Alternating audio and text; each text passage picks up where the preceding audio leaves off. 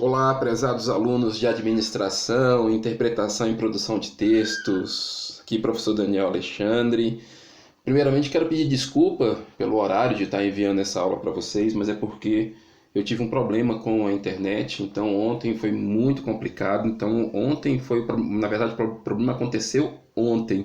Então, assim, para transferir um vídeo estava demorando mais de 3 horas. Minha internet estava caindo pela metade por causa do número de acessos, né? Aí depois eu fui olhar e vi que durante o dia realmente ela tá estabilizada, mas quando chega à noite tem problema. Então, isso acabou me atrapalhando para entregar para vocês, mas vai dar certo aqui. Então, eu vou trabalhar com vocês com esse aplicativo, tá? A gente vai trabalhar agora com as nossas aulas dessa forma aqui, porque aqui fica mais leve para vocês, fica mais leve para mim, é mais fácil da gente estar disponibilizando. Então, o que eu vou fazer? No primeiro momento, eu vou fazer uma pequena revisão da primeira aula, a gente só teve uma aula, né? E aí eu vou responder as questões. Então, a nossa aula de hoje vai ser isso. Hoje eu não vou passar nenhuma atividade para vocês. Então, na semana que vem, eu vou prosseguir com esse mesmo formato de aula. E aí, na semana que vem, eu já passo outra atividade para vocês. Eu acho que eu não passei trabalho, mas eu passei datas. O trabalho, por enquanto, ele vai estar suspenso, tá? Então, aquelas datas que eu passei para vocês, o trabalho, vamos aguardar as resoluções aí do governo e vamos aguardar também as orientações do setor acadêmico da faculdade. E aí, à medida que eles forem falando, passando as informações para a gente vai passando as informações para vocês. A princípio, eu peço que vocês guardem as atividades no caderno, que em momento oportuno eu vou pedir para vocês mandarem essas atividades para mim. Vamos lá, então? A disciplina Interpretação e Produção de Textos tem como objetivo exercitar o uso da língua e de outras linguagens de forma mais consciente, tanto no curso, no trabalho, quanto no dia a dia. Então, interpretação e produção de texto. A gente vai entender um pouco sobre a questão dos tipos textuais, de linguagem verbal, linguagem não verbal, e o meu foco com vocês é trabalhar bastante a interpretação. Então, a questão da produção dos textos, nesse primeiro momento, nós não vamos trabalhar, até por causa da nossa distância e do tempo que a gente tem, né? Então, em sala de aula, a minha aula com vocês era de 50 minutos. Então, para trabalhar com produção de texto, eu teria que ter um pouquinho mais de tempo. Então, com uma turma muito grande, não teria nem como estar corrigindo isso, não teria como estar corrigindo e entregando para vocês. Desculpa aí pela travou aqui, eu já estou cansado. Então, eu não trabalharia com produção de textos nesse primeiro momento. Talvez um texto ou outro ali a gente faria em sala de aula. E se a gente voltar, a gente pode ver alguma coisa. Mas o meu foco principal com vocês é trabalhar com interpretação.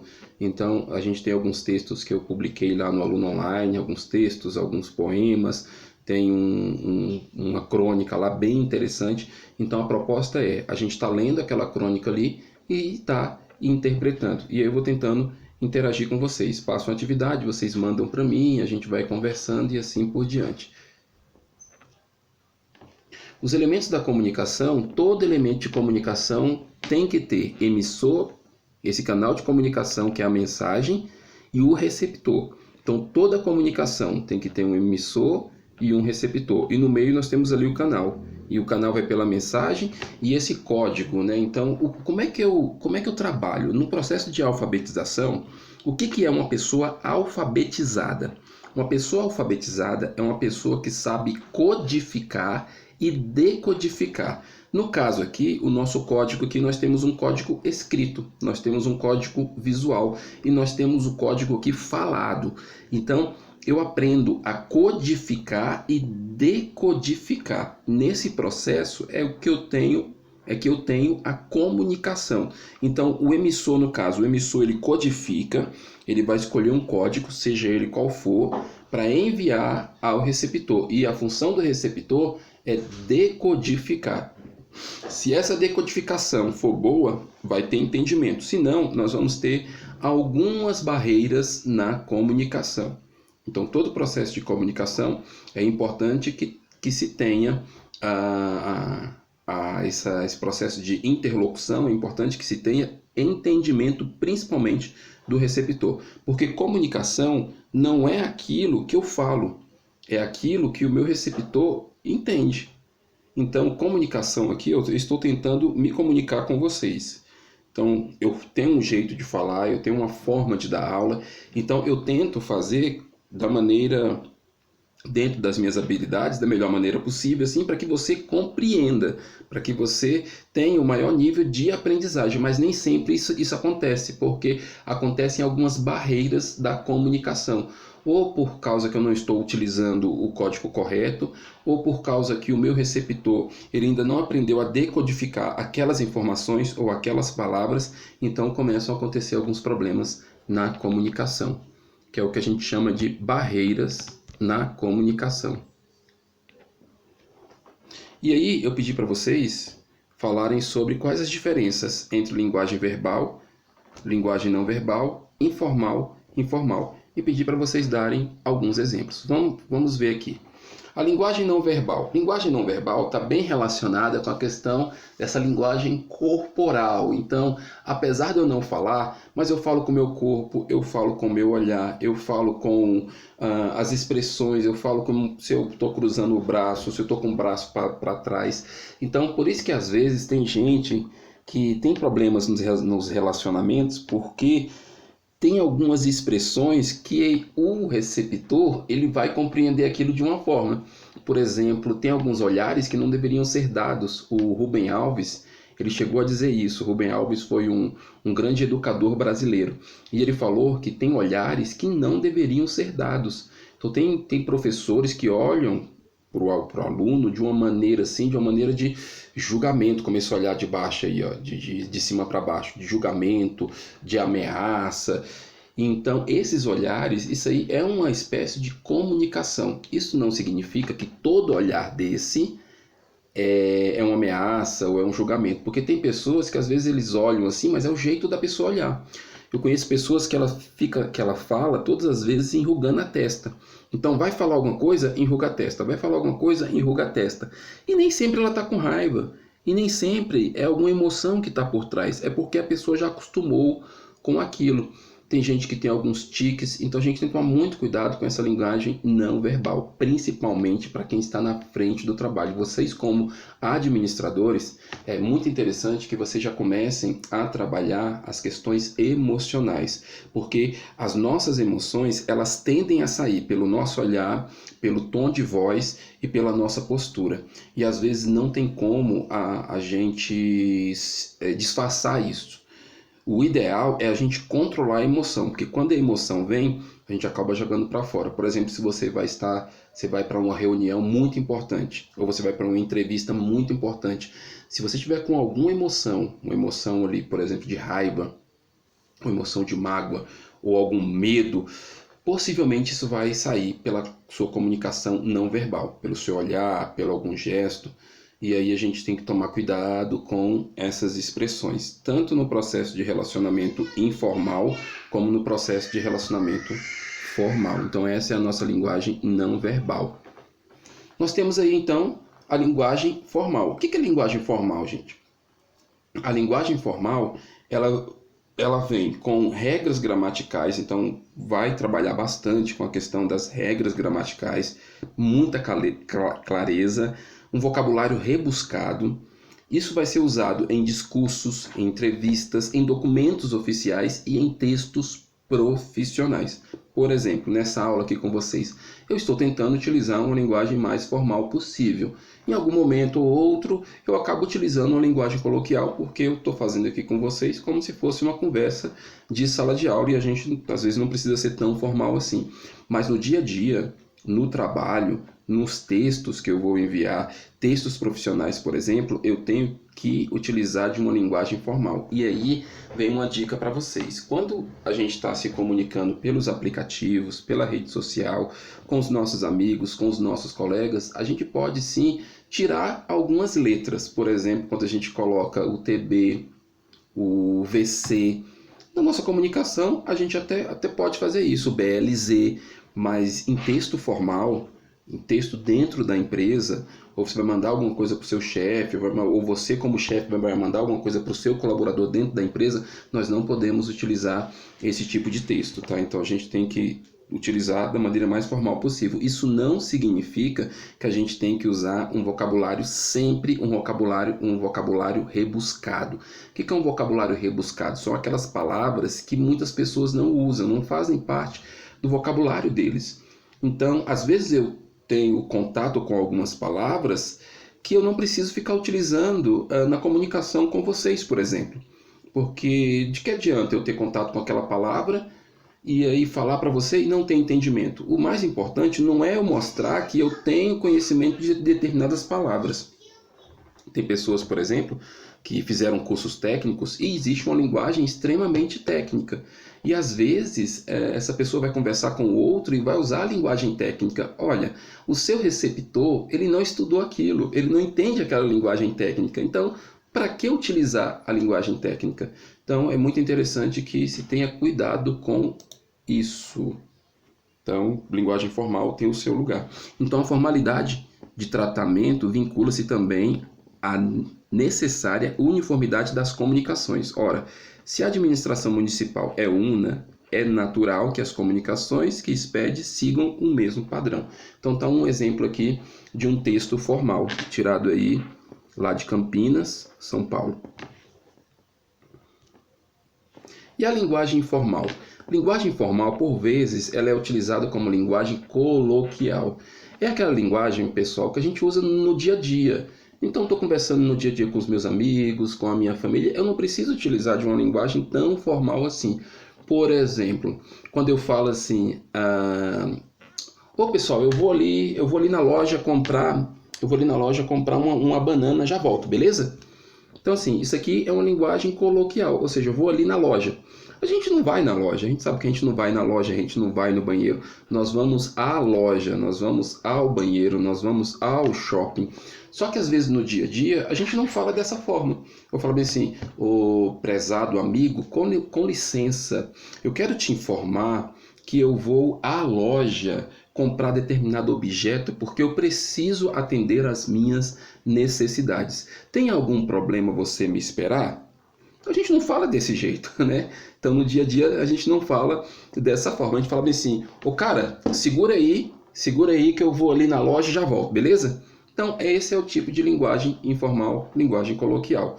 Então nós temos aqui, agora sim, a linguagem coloquial, a linguagem informal não significa que a gente tenha que falar desconsiderando algumas regras da língua portuguesa, como eu falei, por exemplo, assim, dessa questão. Quando eu posso falar, eu vou ali à loja, eu vou ali ao shopping, eu falo. Mas quando eu falo também, vou na loja, vou na padaria comprar um pão, eu não tenho muita dificuldade com isso, mas existem algumas frases que aí já não é linguagem formal, não é linguagem coloquial, isso é erro mesmo da língua portuguesa. Por exemplo, quando eu falo bem assim, você pode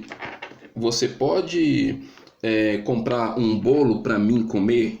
Isso aí não é linguagem coloquial, isso aí é um erro, né? É um erro da língua portuguesa. Então, não é para mim comer, porque mim não come. Então, você pode pegar um bolo para eu comer? Então, isso aí é a forma correta de se falar. Então, isso aí já não é linguagem coloquial, já não é linguagem informal. Vamos ver aqui esse exemplo. Tá se olhando no espelho, Zé Lelé? Eu não. Ele que tá me olhando. Então, isso aí, tá vendo que é um costume? E aí o pessoal tá aqui, nessa tirinha aqui do Maurício de Souza, com o Chico Bento. Isso aí é um estilo de linguagem coloquial, de linguagem informal. E às vezes vai se usar muito isso no interior. Então você vai encontrar no interior lá em Minas, você vai encontrar no interior do Goiás algumas formas de falar, alguns ditados, que mais? Alguns sotaques, e aí isso aí vai entrar assim dentro da linguagem informal, da linguagem coloquial. E aí entra as questões das barreiras na comunicação, que eu comecei a falar para vocês lá no processo de comunicação do emissor, a mensagem e o receptor. Que barreiras são essas?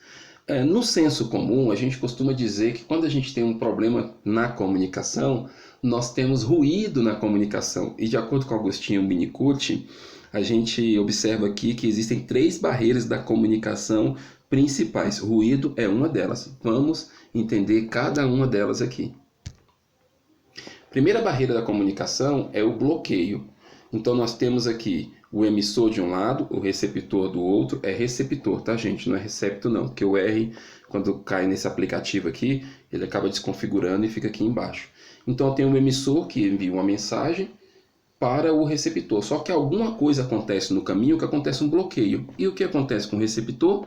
Ele fica sem nenhuma informação. Então, nas barreiras da comunicação, no bloqueio, a informação não chega nada. Então é como, por exemplo, se eu tivesse combinado alguma coisa com a turma, combinado alguma coisa com vocês. Aí eu mandei a mensagem no grupo, combinei com todo mundo, e algumas pessoas que estão no grupo não receberam essa mensagem, ou não leram a mensagem.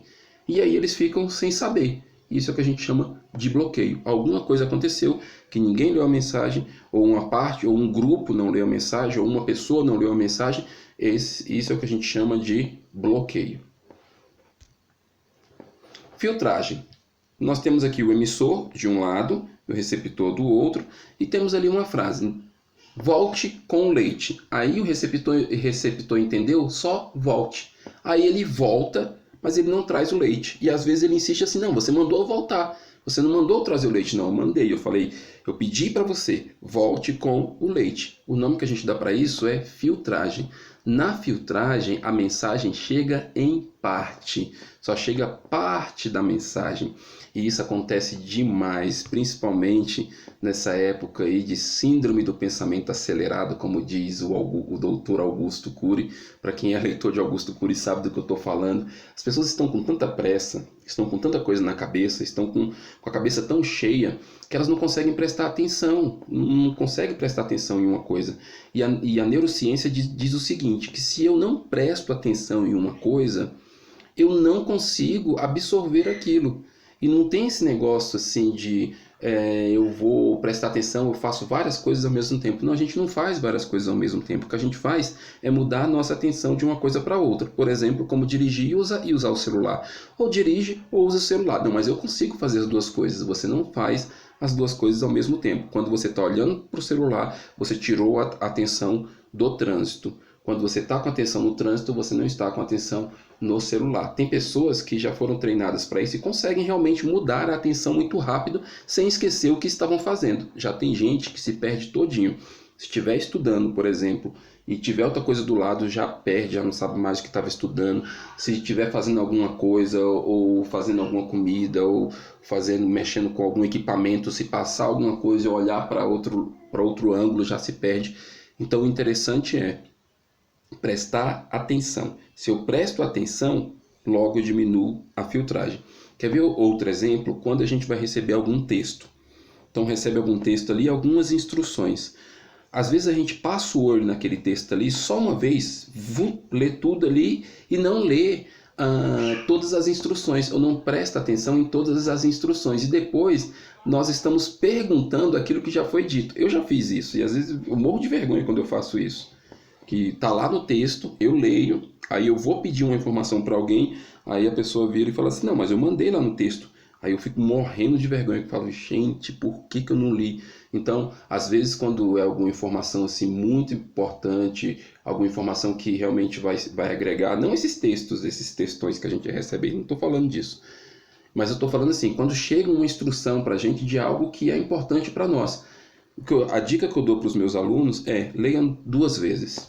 Leia com calma, leia 2 vezes, tenta entender o que está ali. Porque se ler rápido pode passar justamente aquela informação que era extremamente necessária. Às vezes isso acontece quando você recebe alguma orientação ou alguma instrução de alguma instituição. E aí às vezes você se desloca para aquela instituição para resolver um problema que estava escrito na instrução dizendo que você não poderia, que você não deveria ou que você não precisaria ir àquela instituição. Aí perdeu a viagem, então perde tempo, perde dinheiro, perde paciência. Então a filtragem ela causa muitos problemas na comunicação. Vamos rever. Bloqueio, a mensagem não chega. Filtragem, a mensagem chega em parte. No ruído, nós temos o emissor, ele lançou a mensagem, só que o receptor ele recebe a mensagem totalmente distorcida. É outra coisa, é aquilo que a gente chama de telefone sem fio. Então você fala uma coisa, a pessoa entendeu outra. E aí a gente tem que ver qual é o responsável. Se o responsável é o emissor, que não foi claro, ou se é o receptor, que o processo de decodificação dele é diferente, ou se aconteceu alguma coisa ali no meio que entregaram para ele outra mensagem. É aqui onde acontece as confusões, onde acontecem os problemas de relacionamento, onde acontece uma série de coisas. E tem pessoas que às vezes elas estão muito sensíveis, ou já estão, como é que eu vou dizer assim, armadas. Então isso tanto acontece na empresa como acontece nos relacionamentos. A pessoa que está armada, sabe aquela coisa assim de gato escaldado tem medo de água fria? Então, dependendo do que a pessoa diz, ela interpreta outra coisa. Se fala uma coisa, tem algum gesto, uma linguagem não verbal, e aí o receptor está interpretando outra coisa. Isso é muito difícil. É muito difícil. Aí tem que parar, ter paciência, esperar a emoção passar para explicar que não foi aquilo que você disse, não era daquela forma. Mas quando o receptor está com algum problema emocional, ele acaba percebendo, tendo esses ruídos na comunicação. E o emissor também. Às vezes, se o emissor ele está com alguma emoção muito latente, alguma coisa assim, ele fala uma coisa e ele quer dizer realmente uma coisa específica para aquele receptor. Só que a emoção que ele passa, a tonalidade da voz, a linguagem não verbal remete outra coisa para o receptor. Então, nesse caso aqui, o ruído já não é responsabilidade do receptor, mas é responsabilidade do emissor, porque ele está falando uma coisa, mas o corpo dele está dizendo outra, a tonalidade de voz está dizendo outro, o olhar está dizendo outro, e aí acontece o ruído. Vamos lá? Então, bloqueio não chega, filtragem chega em parte, ruído, a mensagem chega distorcida. É importante atender os diferentes interesses para não perder de vista todos os destinatários da comunicação. Quando eu vou me comunicar, eu preciso saber com quem que eu estou me comunicando. Eu preciso saber quem é a pessoa que eu vou me comunicar.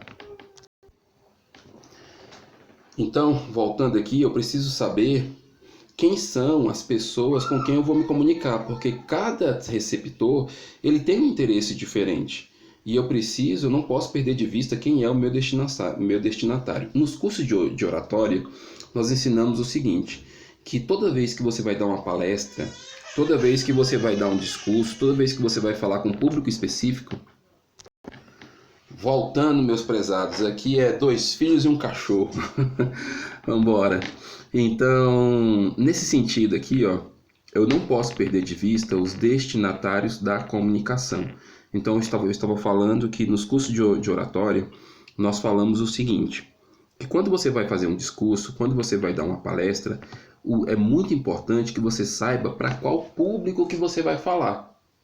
Se eu vou dar uma palestra, por exemplo, para criança, eu tenho um estilo diferente. Eu vou trabalhar mais com contação de história, eu vou trabalhar mais com a questão lúdica. Se eu vou falar com jovens, já é outra comunicação. Com o jovem eu posso utilizar uma linguagem mais coloquial, uma linguagem mais informal. Se eu vou falar com um público mais adulto, dependendo se for numa empresa, e dependendo dessa empresa, eu tenho que utilizar uma linguagem formal. Se eu estiver em um público misto, aí eu posso mesclar. E isso vai depender muito também do assunto.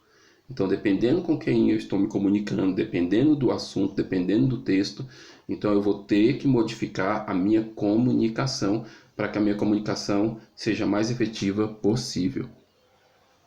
E aí a atividade do dia 24/3 e 31/3, eu pedi para você o seguinte, escreva sobre a definição e dê um exemplo de cada texto. Descritivo, narrativo, argumentativo, expositivo, opinativo e injuntivo. Escreva pelo menos uma frase com um exemplo de cada um deles. E aí eu usei o material de vocês e a gente vai falar de cada um deles. O texto descritivo, ele vai descrever a realidade, tal como ela é, ou seja, ele vai informar. Então é uma descrição da realidade de maneira como o sujeito sente. É a questão da emoção. Então ele tanto pode descrever do jeito que é, ou como ele pode escrever da maneira como ele sente, da maneira como ele percebe. Então dentro disso aqui a gente fala, ou ele é objetivo, ou ele pode ser subjetivo. Objetivo é quando você fala exatamente o que você está vendo. Então você está vendo aquilo ali, você fala exatamente como é. A subjetividade é mais da forma como você interpreta. Por exemplo, tem esse exemplo aqui que está lá no seu material. Cidadezinha cheia de graça, tão pequenina que até causa dó. Então ele poderia falar, a cidade é pequena. A cidade é pequena? Sim, dentro dos padrões, a cidade é pequena. Ele poderia falar, a cidade tem algumas casas simples, feitas com barro, tem algumas árvores, tem algumas montanhas. Isso aí ele está descrevendo do jeito que é. Agora, quando ele fala cidade cheia de graça, cidade pequenina, cidadezinha, que causa dó, então ele está falando da emoção, de como ele sente. Então, dentro do texto descritivo, pode ter essas duas coisas, tanto descrever a realidade tal como ela é, de forma objetiva, ou também trazer a realidade como ele sente, que é da maneira subjetiva. E aí vamos para o texto narrativo. Ele serve de estrutura para narrar, para contar uma história, seja ela real ou ficcional, ou seja, fictícia, né? Fictícia ou ficcional. Por exemplo, era um mágico de pequenas extrações, era Lilico Alves, de circo mal pago e esfarrapado. O mais que Lilico fazia era tirar cambachirras da cartola. A maior noite de Lilico aconteceu no pavilhão mexicano. Então, o texto narrativo, ele vai narrar uma história, onde tem um personagem, onde tem uma história, onde tem um enredo. Então, o texto narrativo vai ser basicamente isso. Isso é muito usado nos livros aí de história, nos filmes e assim por diante. E o texto argumentativo? O próprio nome já diz, né? Argumento. Argumento vem de convencer, vem de persuadir, vem de vender a sua ideia, ou validar uma ideia, passar uma impressão, ou convencer alguém de alguma coisa. E aí esse texto, ele pode vir de algumas formas. Você vai utilizando ali de algumas metáforas, você pode utilizar até de algumas coisas reais. E aí tem esse texto aí do Luiz Fernando Veríssimo, que é bem interessante, né? Que é uma crônica, que o nome da crônica se chama Penas. Olha que legal esse texto. O roubo de galinha envolve trabalho intelectual. Como ladrão de galinha dificilmente terá um curso superior, o planejamento é duplamente trabalhoso. Ele precisa escolher o galinheiro, decidir a hora e o método de ataque. No caso de optar por uma ruptura da cerca, o ladrão de galinha necessita de um instrumento adequado.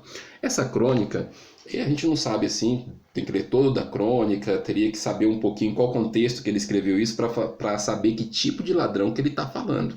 Ele não quer convencer alguém de alguma coisa, então, às vezes, por ser uma crônica, ele não está falando exatamente do ladrão de galinhas, mas ele pode estar falando de outro tipo de pessoa, de outro tipo de gente, e aí, como ele não quer falar diretamente, ele usa a crônica para fazer isso, para convencer que essa pessoa que vai cometer esse ato ilícito, ele tem que planejar, e às vezes ele planeja mesmo, ele esconde, ele faz uma série de coisas ali para poder pegar aquele benefício ou aquele objeto de forma ilícita. Então, Fernando Veríssimo, ele quer convencer isso sobre alguém ou o comportamento de alguém. Então, para ele convencer sobre alguém ou sobre o comportamento de alguém, ele trouxe essa crônica aqui. Então, esse é o texto argumentativo.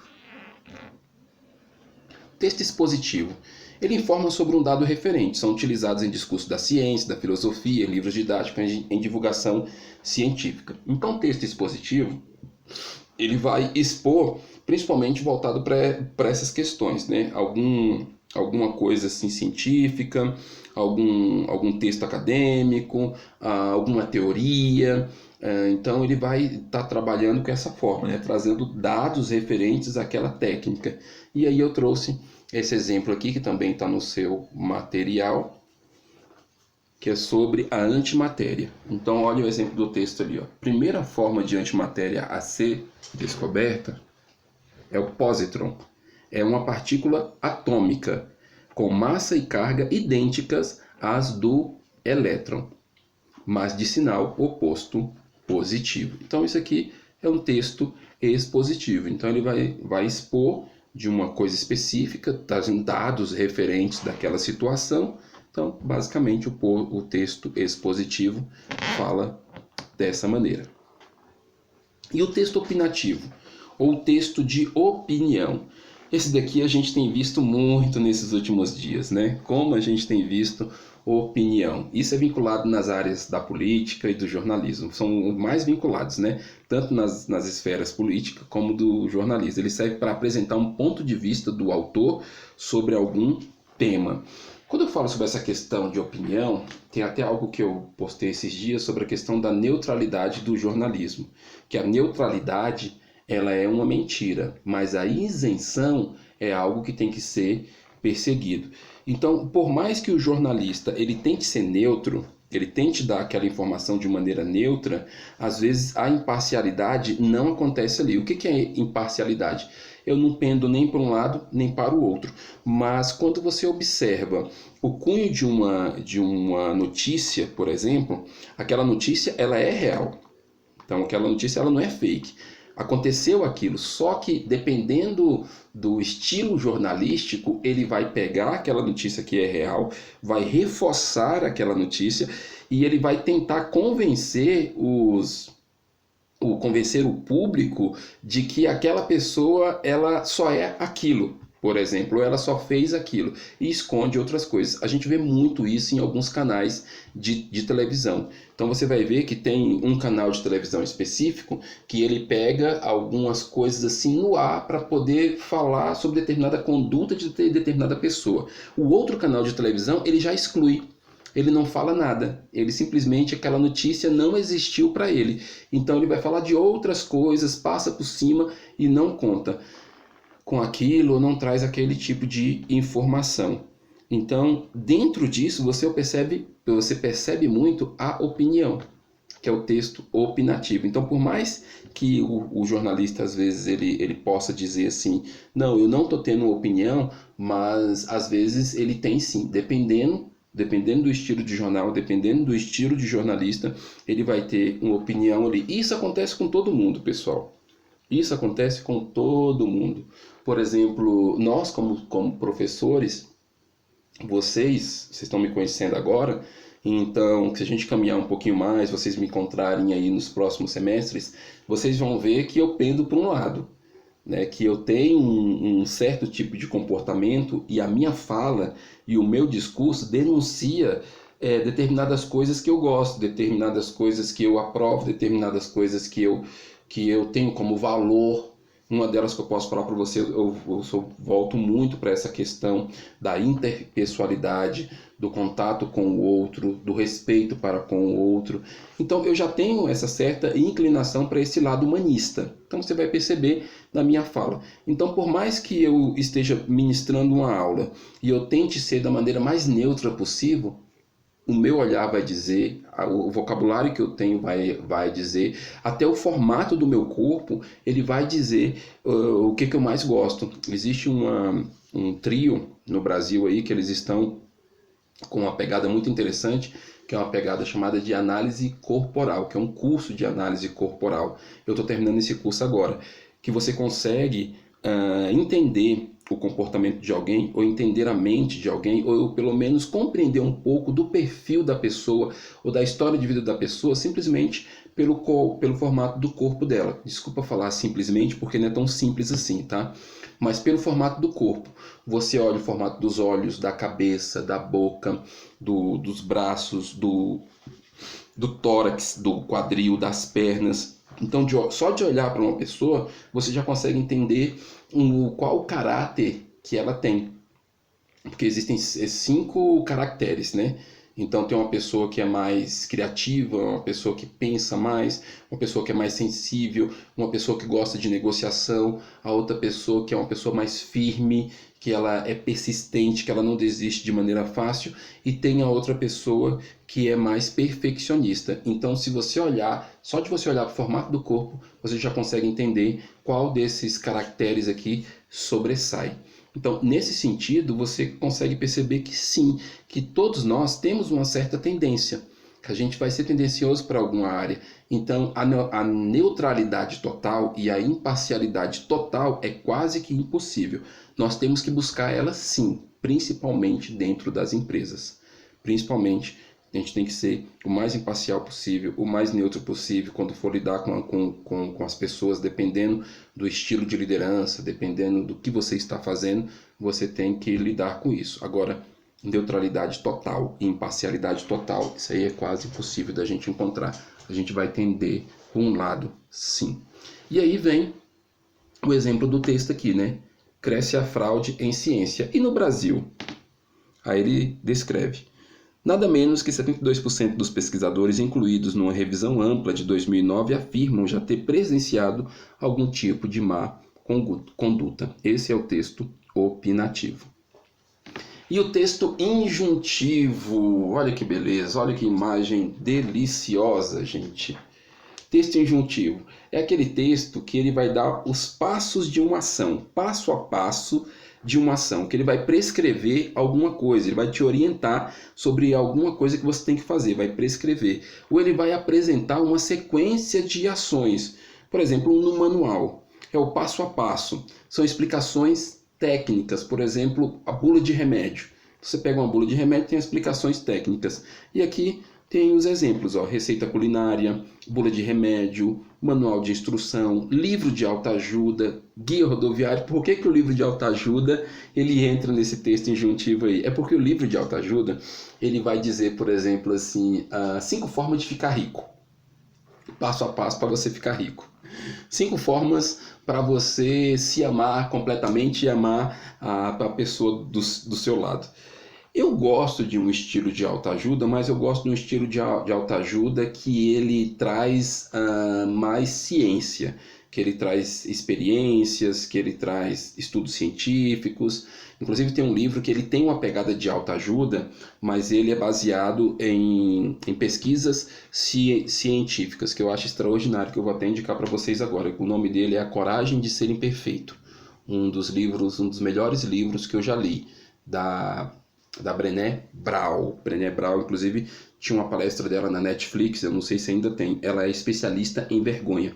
Para escrever esse livro, ela pesquisou mais de 800 pessoas individualmente. E ela traz uma técnica científica para isso, que ela foi mapeando e conversando com as pessoas, o que essas pessoas achavam que era vergonha, qual a dificuldade delas de serem quem elas realmente precisavam ser. Eu achei isso muito interessante. É uma pegada de autoajuda, só que ela não... Em algum momento ela trabalha com um pouco ali de texto injuntivo, quando ela fala, por exemplo, as 10 características de uma pessoa plena. Mas alguns livros de autoajuda, ele traz essas receitas mesmo. Ou seja, faça isso e consiga tal coisa. É como se fosse uma bula de remédio, como se fosse uma receita de bolo. Às vezes funciona? Funciona. Às vezes funciona para alguns, para outros não. Tem gente que gosta de leitura. Mas o que eu indico para vocês, se vocês gostam desse livro, desse tipo de literatura, podem continuar lendo, mas leiam também alguns livros voltados para a área comportamental, baseados em pesquisas científicas, porque vai agregar muito mais para vocês, porque agora vocês estão no meio acadêmico. Então vocês podem ler sim os livros de autoajuda, mas procurem ler também livros acadêmicos que trabalham com pesquisa, que trabalham com uma coisa assim mais firme, uma coisa assim mais... Como é que eu vou dizer? Uma coisa assim que tem como você provar, que você teve o objeto de pesquisa ali e tem como provar se deu certo ou não. Então esse é o nosso texto injuntivo. E aí a gente termina essa aula de hoje e tem aqui uma frase para a gente terminar muito bem. Aproveitar cada dia, usufruir da essência do ser, ver a beleza do multiforme, dar graças ao Criador para não descobrir no momento da morte que não vivi. Minha adaptação da Sociedade dos Poetas Mortos. Pessoal, se ficou alguma dúvida, se tem algum questionamento, se vocês têm alguma sugestão aí, pode mandar para mim no privado, que a gente vai conversando, tá bom? Então, a nossa aula de hoje termina aqui. Até a próxima aula. Grande abraço, Deus abençoe.